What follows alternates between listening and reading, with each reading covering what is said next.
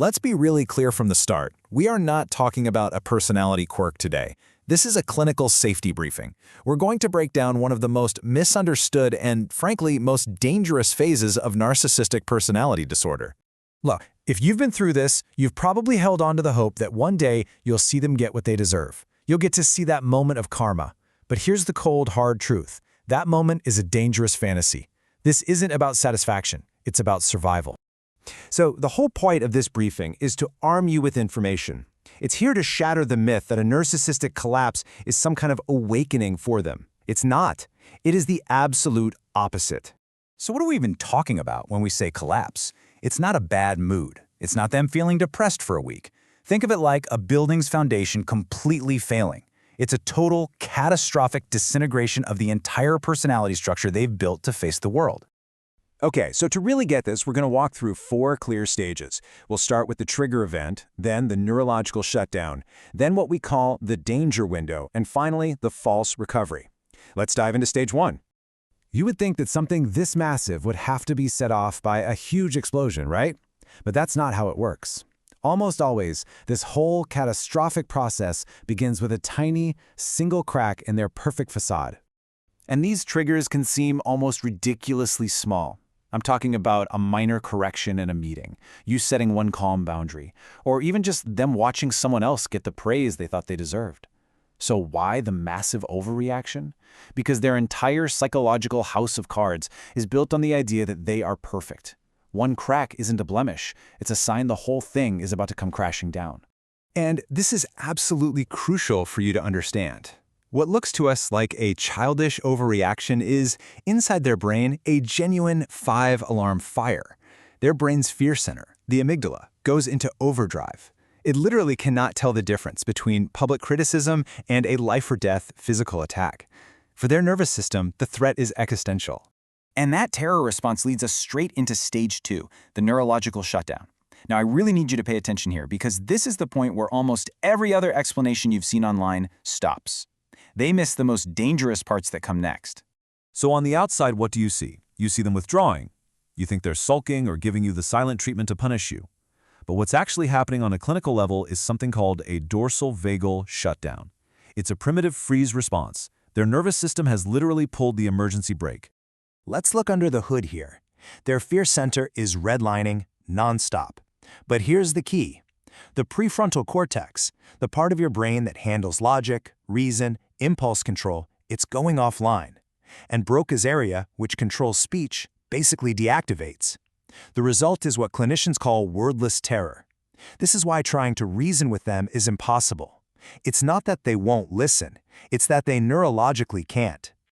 Okay, this brings us to stage 3. We call it the danger window for a very good reason. All of that internal, wordless terror we just talked about, it has to go somewhere. It's about to be turned outward. And this, right here, is the point of maximum risk for you. I have to be crystal clear. The behavior you see in this stage has nothing to do with guilt or remorse. It is fueled by the pure, primitive terror of psychological annihilation. They feel like they are literally disintegrating, and their brain switches to a single mission: self-preservation at any and all costs. And that terror gets projected outward in some of the most destructive ways imaginable. This is when the smear campaigns start, the paranoid accusations, the terrifying, explosive rage.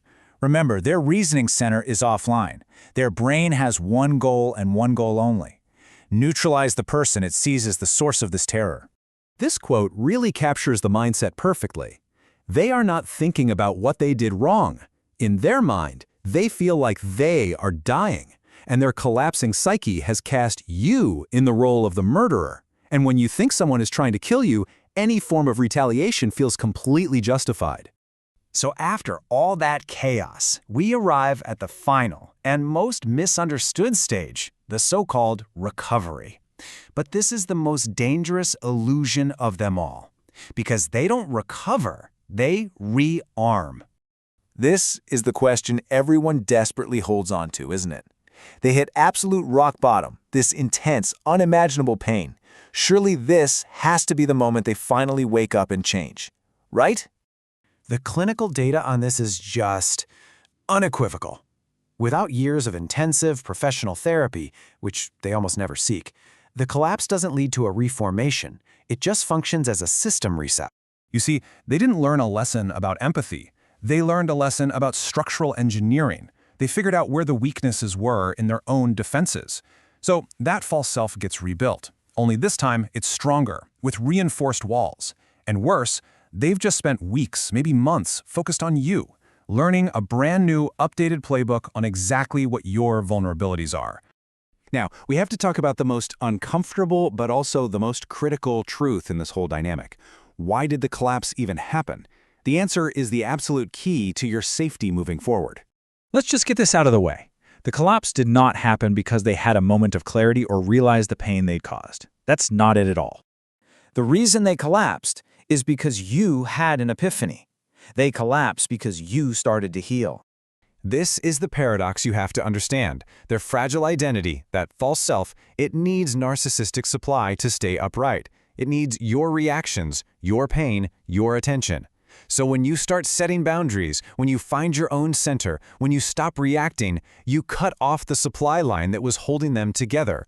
Your newfound calm becomes the source of their panic. And that leads us to the final, unavoidable conclusion. If your healing is the very thing that triggers their collapse, and their collapse is the time when they are most volatile and dangerous, then no contact is no longer an emotional choice. It's not about punishing them.